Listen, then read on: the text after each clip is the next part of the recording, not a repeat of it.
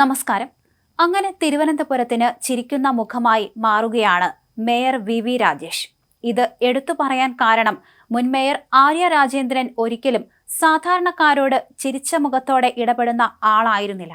പക്ഷേ വി രാജേഷ് തീർത്തും വ്യത്യസ്തനായി മാറുകയാണ് ഇവിടെ. വലിപ്പം ചെറുപ്പമൊന്നുമില്ലാതെ തന്നെ വി രാജേഷ് എല്ലാവരോടും ഒരുപോലെ തന്നെ ഇടപെടുന്നു. തനിക്ക് പറ്റിയ ആളുകളെ മാത്രം കൂടെ നിർത്തുന്ന ഒരു സമീപനമായിരുന്നു ആര്യ രാജേന്ദ്രൻ സ്വീകരിച്ചത്.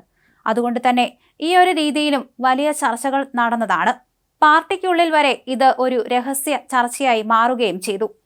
അതേസമയം വിഴിഞ്ഞം ഉൾപ്പെടെ 101 വാർഡുകളിലെ തെരഞ്ഞെടുപ്പ് പൂർത്തിയായ ശേഷം ഇന്നലെ നടന്ന ആദ്യ കൗൺസിൽ യോഗത്തിലെ ആ ചിത്രങ്ങളും ഇപ്പോൾ വൈറലായി മാറുകയാണ്.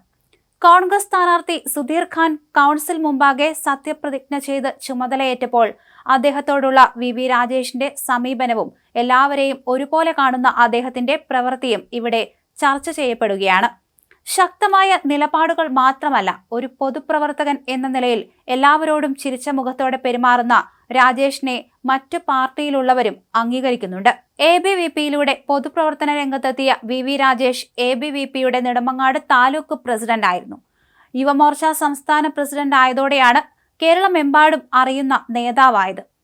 തെരഞ്ഞെടുപ്പ് ഗോതയിൽ രാജേഷ് ആദ്യ പരീക്ഷണത്തിനിറങ്ങിയത് തിരുവനന്തപുരം കോർപ്പറേഷനിലേക്കായിരുന്നു.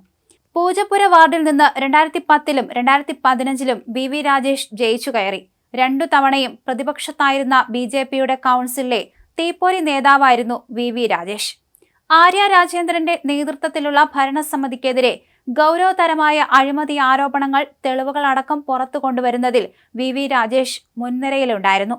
അന്നുതൊട്ടേ സാധാരണക്കാരോടെല്ലാം സൗമ്യമായി ചിരിച്ച മുഖത്തോടുകൂടി പെരുമാറുന്ന വി രാജേഷിനെയാണ് എല്ലാവരും കണ്ടത്. 2025ൽ പൂജപ്പുര വനിതാ സംവരണമായപ്പോൾ പാർട്ടി വി രാജേഷിനെ കൊടുങ്ങാനൂരിൽ മത്സരിപ്പിച്ചു.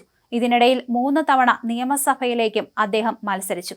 ആദ്യം വട്ടിയൂർക്കാവിലും നെടുമങ്ങാടും മത്സരിച്ച വി രാജേഷ് മികച്ച പോരാട്ടം കാഴ്ചവെച്ചു. 2021ൽ വട്ടിയൂർക്കാവിൽ 29% വോട്ടുകൾ നേടി 2ാം സ്ഥാനത്തെത്താനും അദ്ദേഹത്തിനായി. ഇക്കാലത്തിനിടെ പാർട്ടിയുടെ തിരുവനന്തപുരം ജില്ലാ അധ്യക്ഷൻ, സംസ്ഥാന സെക്രട്ടറി, വക്താവ് സ്ഥാനങ്ങളും വി രാജേഷ് വഹിച്ചു. പാർലമെന്ററി രംഗത്തും രാഷ്ട്രീയ സംഘടനാ രംഗത്തും സമരരംഗത്തും ഒരുപോലെ പരിചയമുള്ള രാജേഷിനെ കൃത്യമായ കണക്ക് കൂട്ടലുകളോടെയാണ് പാർട്ടി കേരളത്തിലെ ആദ്യ മേയറായി പരിഗണിച്ചത്. വിജയിച്ചു കഴിഞ്ഞപ്പോൾ തന്നെ അദ്ദേഹം പലവിധ വാഗ്ദാനങ്ങളും നൽകി കഴിഞ്ഞു. അത് ഓരോന്നായി തന്നെ നടപ്പിലാക്കി വരികയാണ്. അഴിമതി ചെയ്യാൻ ഒരാളെയും അനുവദിക്കില്ലെന്ന് തിരുവനന്തപുരം മേയർ വി രാജേഷ് കഴിഞ്ഞ ദിവസം പറഞ്ഞിരുന്നു. കോർപ്പറേഷൻ ഉദ്യോഗസ്ഥരോടാണ് മേയർ ഇക്കാര്യം വ്യക്തമാക്കിയത്. ഭരിക്കുന്ന പാർട്ടിക്ക് പണം സമ്പാദിക്കാനുള്ള കറവ പശുവല്ല കോർപ്പറേഷനെന്നും രാഷ്ട്രീയ പാർട്ടികളുടെ ഫ്ലെക്സ് പരിപാടി കഴിഞ്ഞാൽ നിർബന്ധമായി മാറ്റണം. 10 മുതൽ 5 മണിവരെ ജോലി ചെയ്യുന്നുവെന്ന് ഉറപ്പാക്കണം. കൊടി കെട്ടുകയോ പാർട്ടി പ്രവർത്തനമോ ചെയ്യാം, പക്ഷേ ജോലി സമയത്ത് പാടില്ല. ജനങ്ങളോട് സൗഹാർദ്ദപരമായി പെരുമാറണം.